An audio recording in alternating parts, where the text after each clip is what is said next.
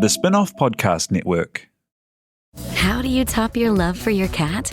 With a cascade of decadent, savory gravy over a mouth-watering mousse pâté. Fancy Feast gems. 2 gourmet pâtés in one convenient pack. Simply peel and plate to reveal a pyramid shape that makes eating delightful and pamper her with an experience as extraordinary as she is. Turn the everyday into the extraordinary with Fancy Feast gems. This episode is brought to you by Starbucks. Smooth, bright, deliciously crafted. Introducing Starbucks and Sarah Blend, their smoothest, brightest coffee yet. It's a new kind of light roast, one that's packed with so much flavor, it shines no matter how you brew it.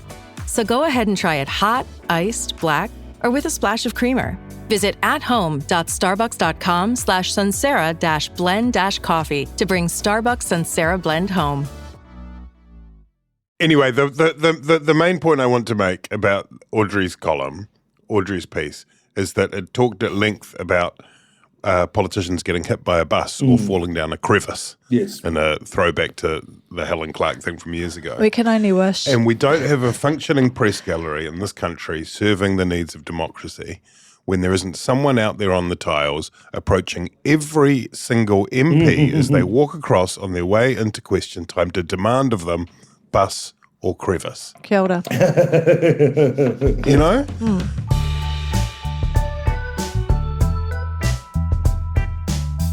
Tēnā koutou katoa, this is Gone by Lunchtime. I'm Toby Manhire. There's Ben Thomas. Kia ora, Ben. Kia ora. Te Ahi Butler is making everything work as ever.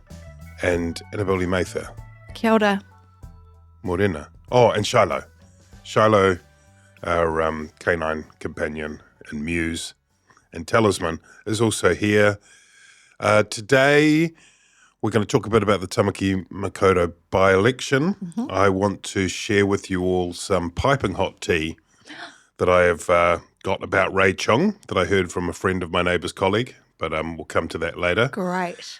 First, though, let's talk about, ladies and gentlemen, the Reg Stan Bill, the Regulatory Standards Bill, which has had quite a lot of heat, mostly heat, not a great deal of light over the last several weeks.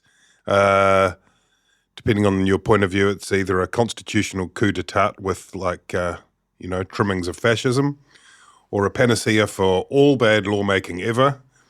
One of the interesting things is it's this terrible, terrible, terrifying monster, but completely toothless and impotent.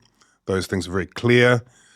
Not to name drop, but Te Ahi and I hung out with Ruth Richardson yesterday a little bit. And she very much sees it as the descendant is genealogically linked to the Fiscal Responsibility Act. So that's the kind of thinking from its proponents, is that while the Fiscal Responsibility Act and the Public Finance Act, all those bits of legislation that provide for better, clearer, more transparent government, that this is part of that family from their point of view.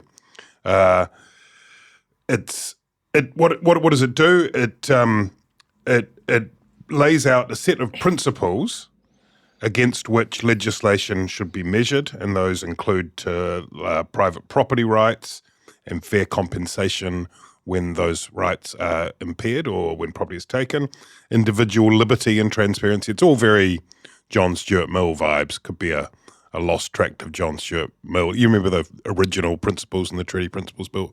It's a bit like that. It's kind of, that's where it's coming from.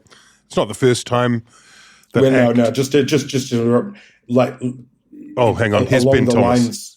I think what you meant to say was some of the principles are reminiscent of the principles that David Seymour sought to replace. Oh, yes, that's fair to say. It's fair to say. In his Treaty Principles That's fair Bill. to say. It is not the same as the Treaty Principles Bill No. in the sense that it does not sort of say, cut out some other bit of law and paste these over the top. Yes, that's fair to say. That's right. Yeah. You're right. Which I think is the source of some confusion. And for some of the opponents, it's seen as a sequel to that bill.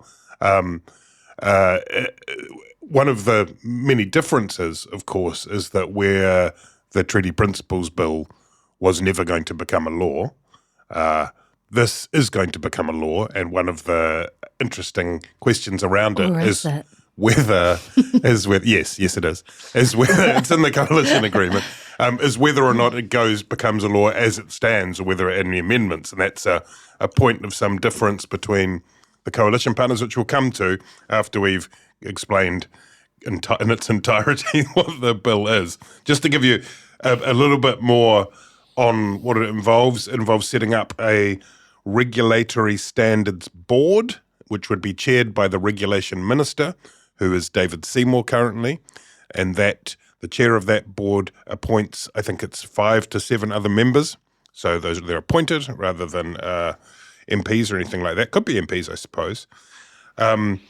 It is not enforceable. So it's like those other bits of legislation. There's a technical word which I forget, whereby the idea is that you hold up to that particular light the legislation, which is legislation that's coming through, but also they can look at previous legislation, this board, and look at it with through the lens of those principles. But it kind of sounds like the voice to Parliament for developers.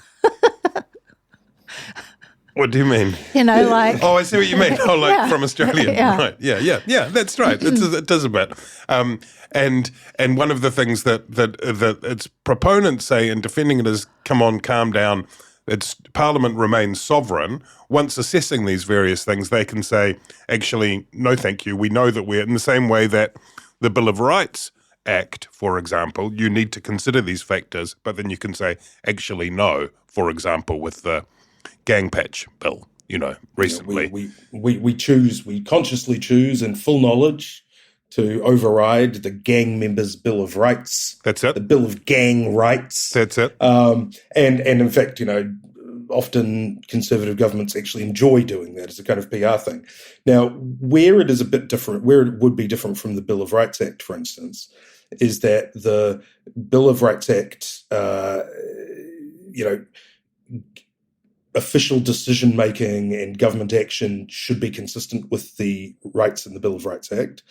And so, for instance, if secondary legislation, bylaws or regulations, we call them, in the narrower sense of regulations, are made, under primary legislation, which is a law. So a law will say, this regulatory body or this minister can sign off regulations which sort of give effect to things in this act.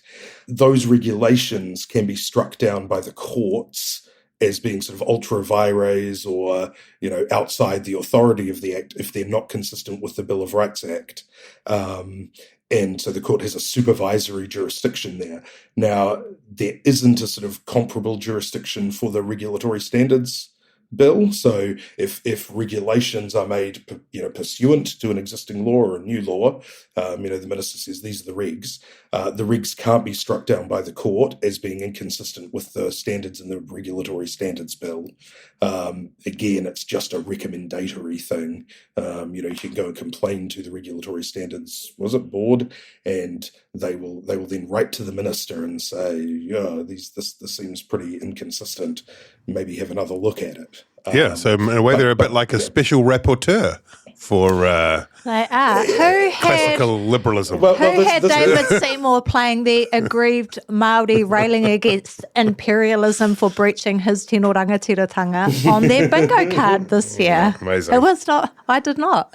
I mean, one of the key questions is whether or not it replicates existing tools that are there. For example, Ben, your old colleague, boss, Chris Finlayson, points out that he set up the Legislation Design and Advisory Committee, which he reckons does lots of these things already. Among the submissions, and we had some interesting submissions in person last week, was the Office of the Clerk making a rare but certainly not unprecedented appearance, in which I think I'm right in saying the suggestion was maybe you could just, one, they said it's good to have cross-party agreement on things like these.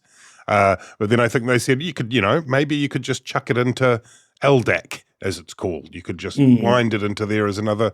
I mean, there is in terms of making a noise and being visible, is this, is it a necessary, the key question is it a missing piece in our lawmaking structures?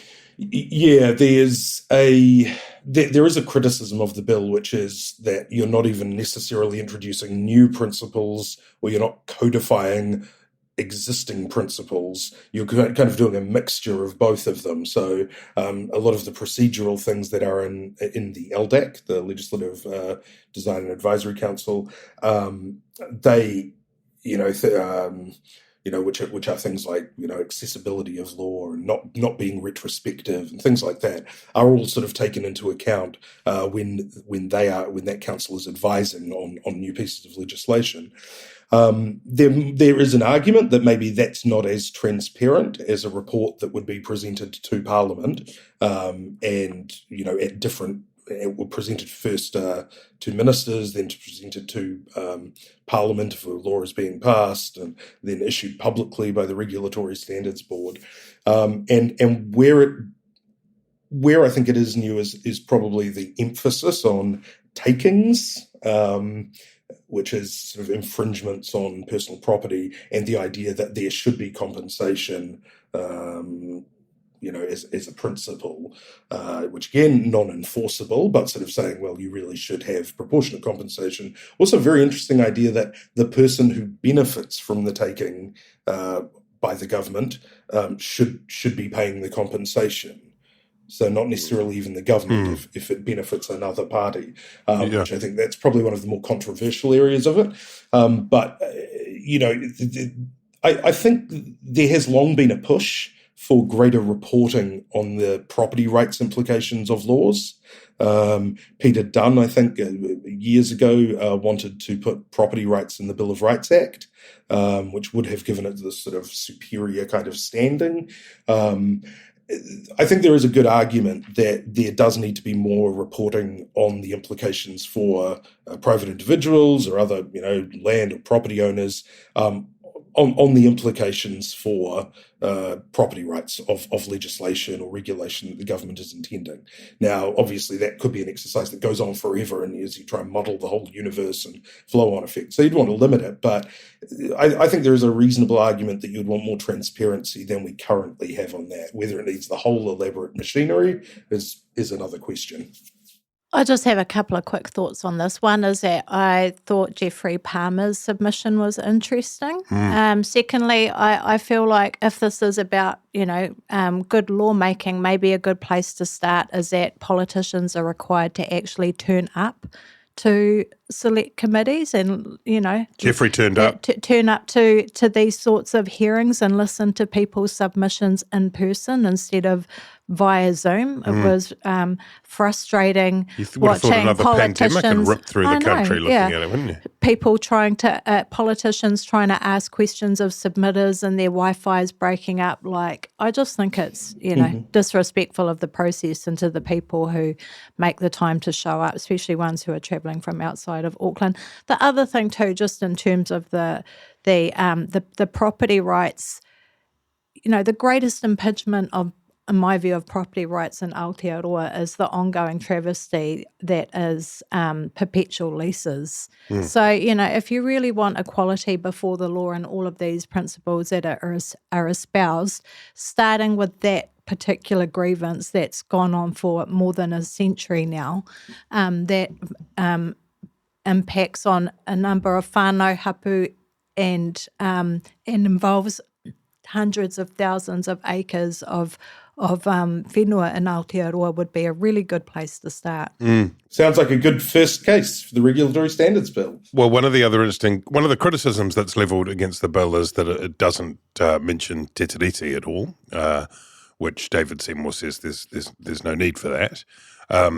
The other interesting element in the bill is that it expressly excludes the treaty settlement bills from all the legislation that the board can go back and gaze upon and see if it needs to be reconsidered.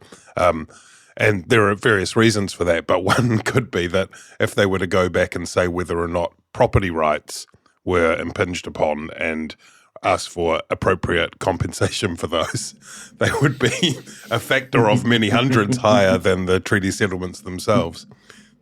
Well, I mean, I think it's more a case of, the Crown enters into these things, the Crown and iwi enter into these agreements in good faith, so you can't be revisiting them as a sort of, and look, that applies across the board, and I think they need to think about that across government, with Shane Jones talking about revisiting the Waitakere, Heritage Protection Act, and the co-management board that's sort of put in place there. I think there's been talk about, we've seen the High Court has found the Crown's been in breach of the fisheries settlement, one of the first big settlements for about 20 years, 30 years. So, that might be something that they should be a bit more cognizant of across government. I think that is a good reason. You could argue that, had there been proper consultation with Māori, for this bill, and if they had included things like the treaty and, tikanga Māori, that you might have ended up with less contemporary breaches of the treaty, but with those things being ignored, no doubt it'll only create more. Mm-hmm. But the reason, of course, that it doesn't include the treaty is, probably first of all because it's not a priority of the Act promulgated. Because they don't pirangi it, I think would be the reason.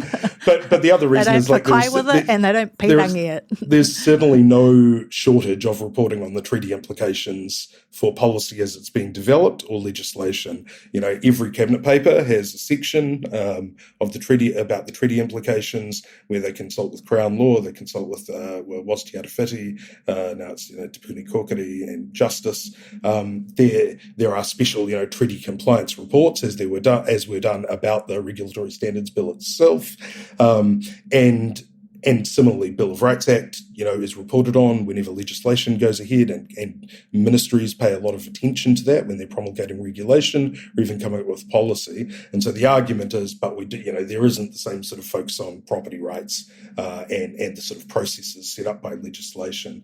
The irony, of course, is that if it's either an irony or a symmetry, the Regulatory Standards Board, which would be being set up, as toothless and only giving recommendations, is essentially, sort of the Act counterpart of the Waitangi Tribunal, where you'll just have these two competing jurisdictions sort of monitoring things in real time, calling urgent applications, and just firing recommendations across the heads of politicians. And if that's true, then it's kind of an interesting example of really creating more red tape, isn't it? When the whole point of the thing is to create less red tape, if that's what it amounts to. I think Act have been reasonably clear that they see it as putting the externalities of lawmaking back into government.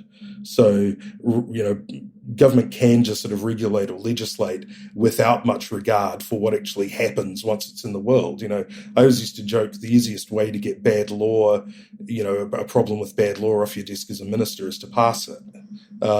Because once it's out in the world, it's not your problem anymore, and there is a bit of a disregard for what actually happens after legislation is passed. You see that things with the credit, what was it, the CCFA? The legislation which had bank managers rifling through people's accounts, looking for KFC and Uber Eats, and and denying home loans on that basis, which they were warned about, but they were like, whatever, and so the idea, I think, is that you put the hurdles onto government itself. Now, you can argue about whether that's a good idea, but that's sort of the thinking behind it. Which brings us nicely to the next question about whether or not the Select Committee submissions, there are, of course, a lot of written ones, some 130,000, second most ever. This is where Mr. Seymour said that they were bots, which was, I think, a euphemism for those auto, the forms you fill out. But just quickly before we get to that, I just want to recommend two things for reading. One is Lyric Waiwiri Smith on the spin-off, who sat through all of the submissions, all of the hearings, so you can read all of her accounts on the spin-off. The other one, which is an interesting read, is a Mark Dolder piece for the Newsroom, which is an interview with Eddie Clark. You can find it if you Google that, but which is an interesting piece about the bill, but also a really interesting comment thread with a lot of big brains getting involved, and including Dean Knight, who makes some interesting points about soft power. But oh my God, the comments thread at Newsroom read the comments. Is so brainy. It is so brainy. It's so not lowbrow. Yeah, it is. It's good. Now, the other part of this bill, or the other interesting storyline within this bill, Annabelle, is that it seems to have created a little bit of friction within the three-part coalition. First of all, we had David Seymour getting very, very focusing on the article. That is the definite article versus the indefinite article. The versus the argument. It's the Reg Stan bill. He said it's not a Reg Stan bill. It's the Reg Stan bill. But it can still be the Reg Stan bill with amendments, can it not? I guess it can. New Zealand First are meanwhile stressing that they may wish to make some changes to the bill as part of the process. David Seymour saying, of course, we'll take on suggestions for changes, Feedback. just haven't heard any yet, just waiting for the good ones.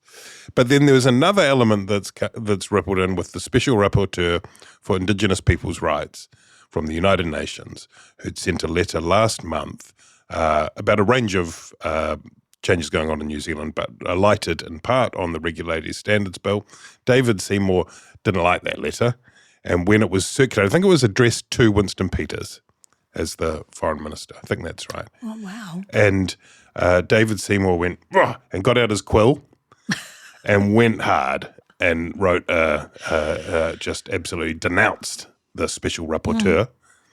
Spoke about being aggrieved. He said, "Not so special, rapporteur.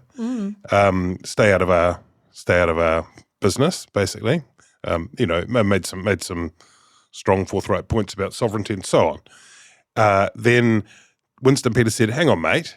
It's me that replies to those letters." And there's still a little bit of tension in the different versions of how much they're on the same page or not. Yeah. So Seymour has said that Winston had agreed with his letter and was going to essentially reinforce all of the points that he had made. And then Peters came out and said that, in fact, his letter, unlike Seymour's letter, would be, was it factually correct? And it would not necessarily reinforce and therefore would not reinforce all of the points made by Seymour. So, yeah, a little bit crunchy there. And then, of course, you've got Luxon weighing in as well, who was very critical of the Special Rapporteur and didn't speak in very diplomatic terms. So this is one of those moments, I think, that Peters lives for, where he gets to pull rank and, use his institutional knowledge to make them feel like silly little boys. Yeah, that's right. Sort of, I'm not the Deputy Prime Minister anymore, but I am the Foreign Minister. And if anyone's I'm still the boss of all of you. If anyone's going to be denouncing globalist organisations and telling them to butt out of New Zealand's pandemic planning, it's going to be me. Yeah, the distinction is quite an important one because I think ACT argue at the time that the coalition agreement was signed, there was a regulatory standards bill that existed. There were a couple of previous versions, but they were very similar. And so, the argument is we're referring to a specific thing that exists, which we're going to pass, as opposed to, a reform of something. That was one of the commitments that when I first read those coalition agreements, I sort of thought, this must have happened in the sort of 2 or 3 hours that Christopher Luxon sleeps every day. These must have been agreed during that period because during his nap. Yeah, I thought the Regulatory Standards Bill commitment, the Overseas Investment Act changes, and the provisions to allow state schools to decide to become charter schools. Those were the three that really leapt out at me when they announced those coalition agreements as, did National actually understand what they were signing there? This is just boring stuff. This is, I just signed there. No Māori verse in the national anthem, and I think the overseas investment stuff became less of an issue as it became clearer and clearer that, we need money from somewhere to pay for all of these promises and all of our infrastructure dreams and that sort of thing. So, New Zealand First have become very aligned on foreign investment. Charter schools, I guess, New Zealand First, who are more, as the counterpoint to acting government, more conservative, they've sort of, just sort of let it be. And I think the Regulatory Standards Bill is the one remaining big ticket item that is left on the docket, I guess, from the coalition commitments where, New Zealand First might think, well, we don't have any big stuff to get over the line, and there does seem to be a bit more tension about it. I think it's an existential issue for ACT, despite the non-enforceability and all of that sort of thing that we've just been talking about. I think this is the one thing that ACT, could blow up the government over if there was some sort of intransigence at the final moment. Conversely, it could be the thing that Winston blows up the government over, right? Yeah, I mean, the thing is, I don't think any of them would really like it. I don't think any of them will choose to block the government. No, but I feel like the stakes are higher for Seymour than they are for Peters at the moment, I would have thought. I think that's probably true, although I think neither of them wants to be the party that sort of actually, ended up bringing it down. So they're in a sort of Cold War sort of situation. You would expect that given that the bill doesn't really do anything except increase reporting requirements, it will probably be ACT that prevails on this one. But in terms of the special rapporteur, look, I don't ever want to be seen to be an apologist for special rapporteurs from the UN. The story Cullen used to tell about the special rapporteur who came out about the Foreshore and Seabed Act in 2004, and he, again, Cullen and the Labour government were completely in the wrong over the Foreshore and Seabed Act, but Cullen, I think, was the final stop of this guy's, 2 or 3 week tour to, report from the front lines about the evils of the New Zealand government. And during their meeting, Cullen mentioned, I think, the local iwi, and he said the rapporteur looked at him and said, "Do Māoris live in the cities as well?"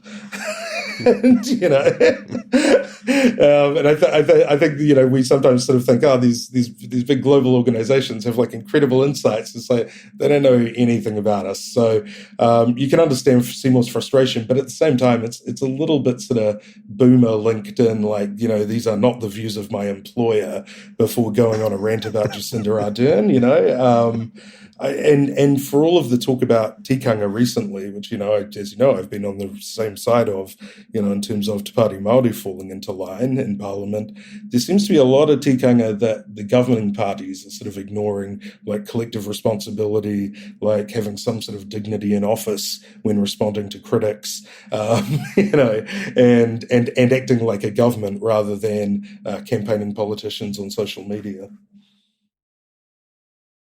This episode is sponsored by Friskies, who would like to tell your cats hi. Now, if that didn't get your cat's attention, there is one thing that always does the trick. Just pour some Friskies crunchy food in the bowl and you'll hear those paws come running. Works every time. With so many Friskies choices, you can always bring your cats running from their secret napping spots.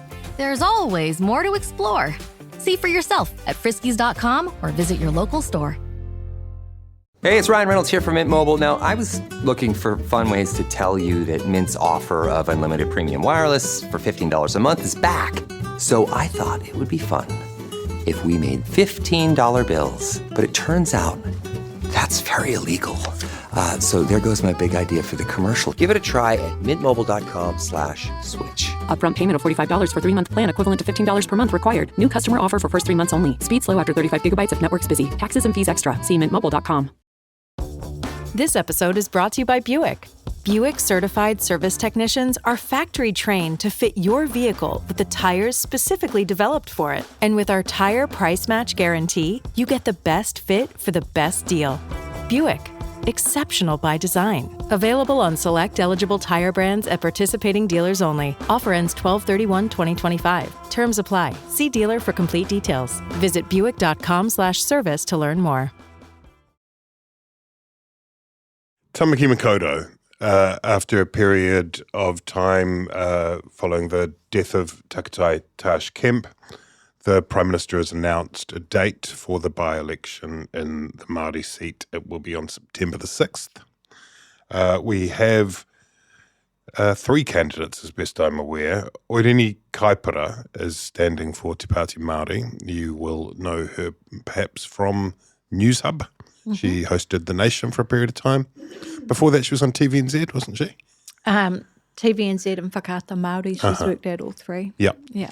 And then a few days later, Labour confirmed that Peeni Henare, who is currently a list MP, who's previously been the member for the seat, he lost at the last election by 42 votes. And then Hana Tāmaki, who won 3% last time round, I believe, is also back in there. National, the Greens, New Zealand First, ACT have all said no, thank you, not for us this time. So it's basically, in all likelihood, two head-to-head. The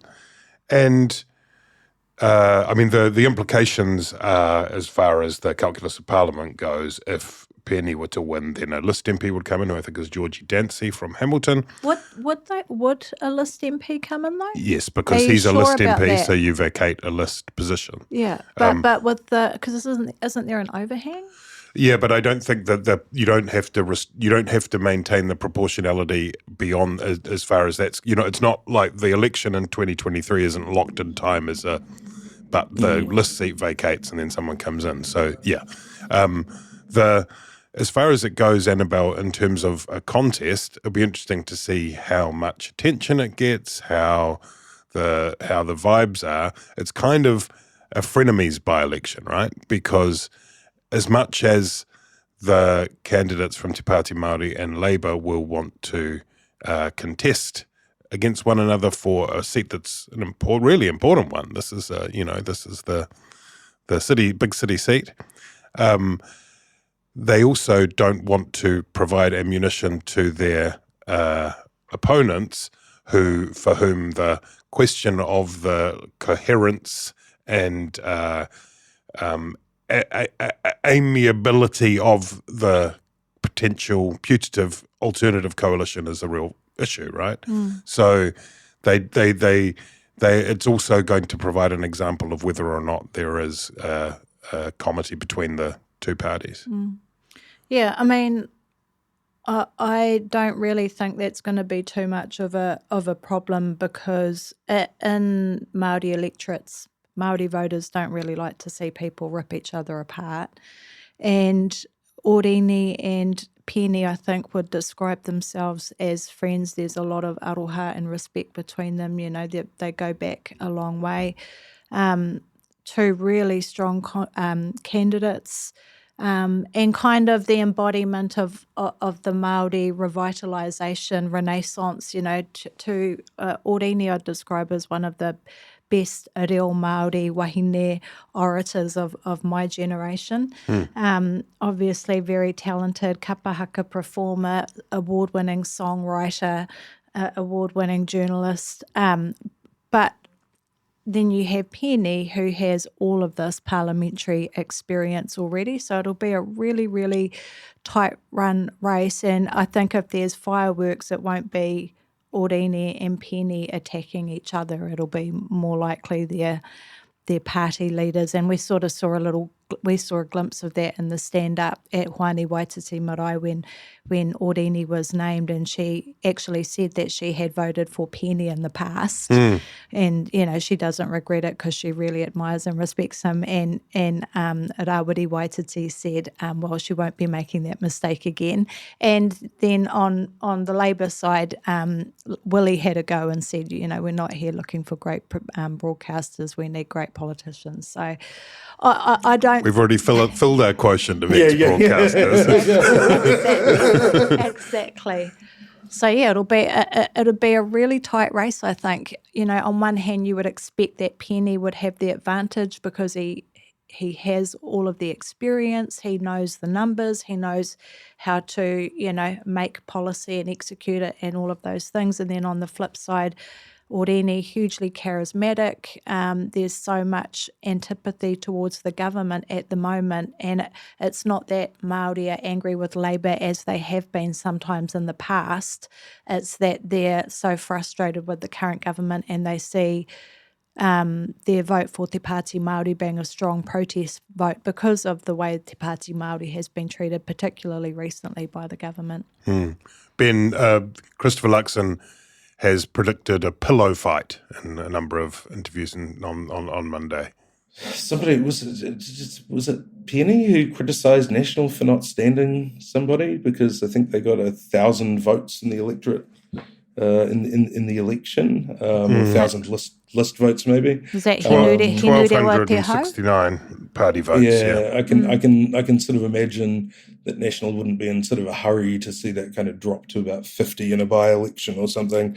I think I think some Māori voters gave the Nats the benefit of the doubt based on Luxon's sort of talk about kind of devolution and moving things to the front line. But a number of let's say well-meant aspirations that haven't really materialised in the coalition government. So I think a sensible decision to not try and make it into a sort of leave it as a pillow fight rather than two candidates beating up the National candidate with sacks full of doorknobs, which is what the result probably would have been otherwise. Penny's got a good shot. He only lost by 42 votes. I was going to say Manirewa Marae probably won't be a polling booth this time, but it probably will be because I guess none of the candidates have a relationship to it now. So, it'll be interesting to see how the votes pan out.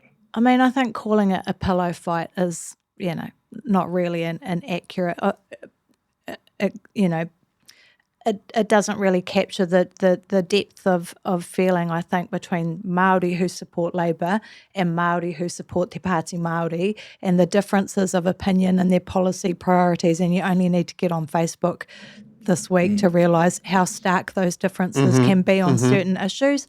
I did see some criticism of Labour online for standing a candidate in Tāmaki Makaurau and saying that, it's, you can have two MPs for the price of one or you can lose one. Penny has countered that by pointing out that the next person on the list is in fact Māori. But in any case, I think my view is that you do a real disservice to the Māori seats when you try to turn them into a coronation rather than an election. And Māori voters deserve to exercise their vote and listen to a range of ideas and have people compete for their support, and it's a little bit politically naive to be bemoaning the fact that that there is going to be a competition in the Māori seats. If we want to keep the Māori seats, and I'm sure Māori do, you have to use them.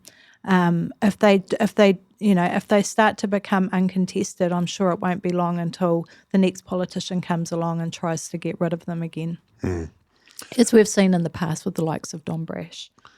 It's not the only exciting exercise of democracy in the months ahead, of course, that by-election. Ben is beside himself with excitement as the local elections approach. Wonderful time every 3 years where we gather around and attempt to identify the most reprobate candidates from across the country. An early leader in that race is Ray Chung. Right up there. Ray Chung. Right up there. Councillor, former mayoral candidate, he's standing for the mayoralty again this time. He's 75 years old, and he is looking great for a 75-year-old. Wowee. Amazing, I would right? never pick that he was 75 years old, particularly from his emails. Well, unfortunately, from his emails, I would certainly pick him as somebody who was reading Penthouse in its print form. That's very forum style description. We don't know the precise if we have any literary elderly readers proclivities. Remember that, but we do. Unfortunately, Ray Chung's skincare routine does involve sending emails with unfounded rumours about the the mayor's sexual activities, including some quite lewd and grubby. Unfounded. I said unfounded. Yeah. It's all right. Yeah. It definitely did have a certain flavour of certain glossy magazines of yore.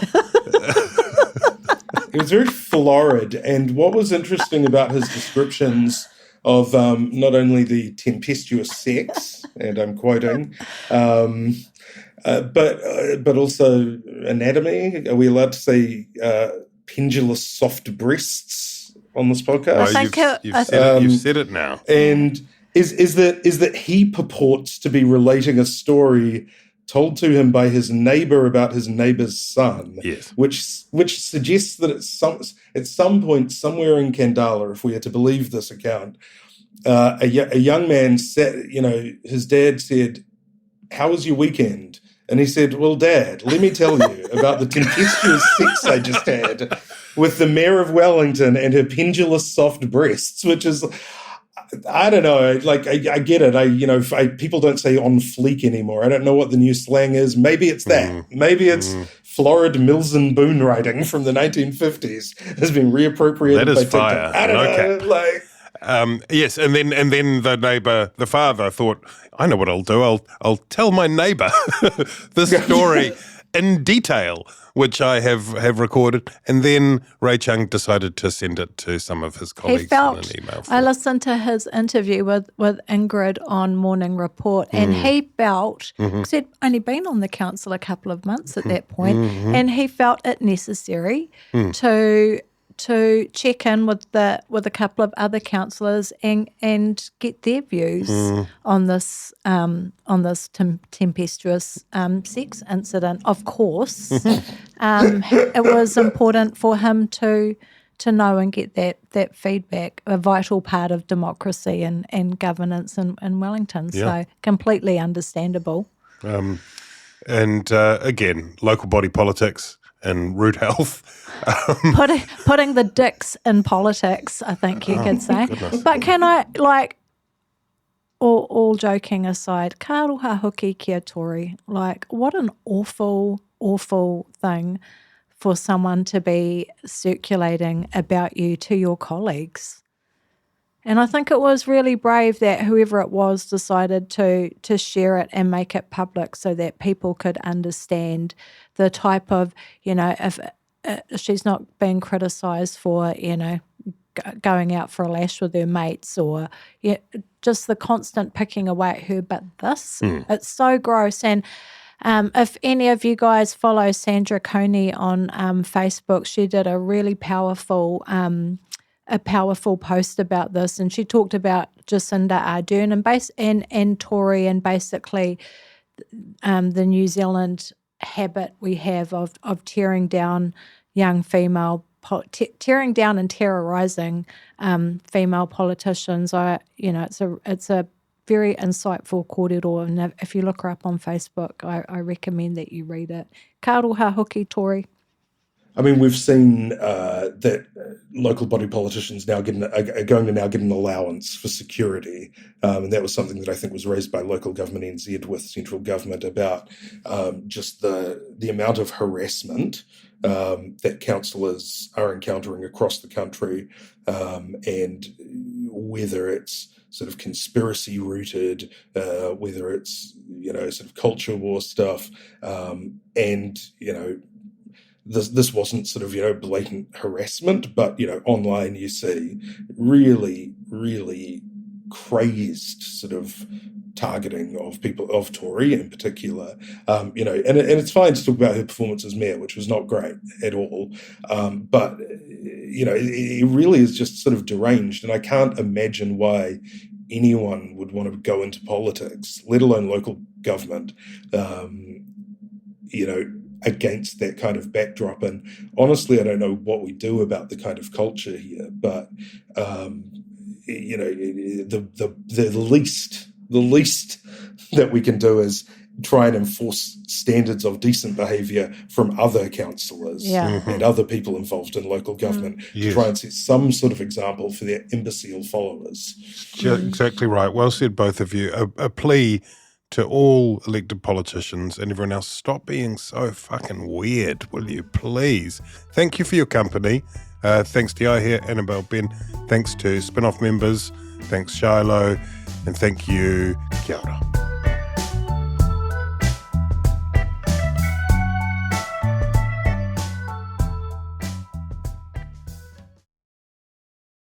The Spin-off Podcast Network.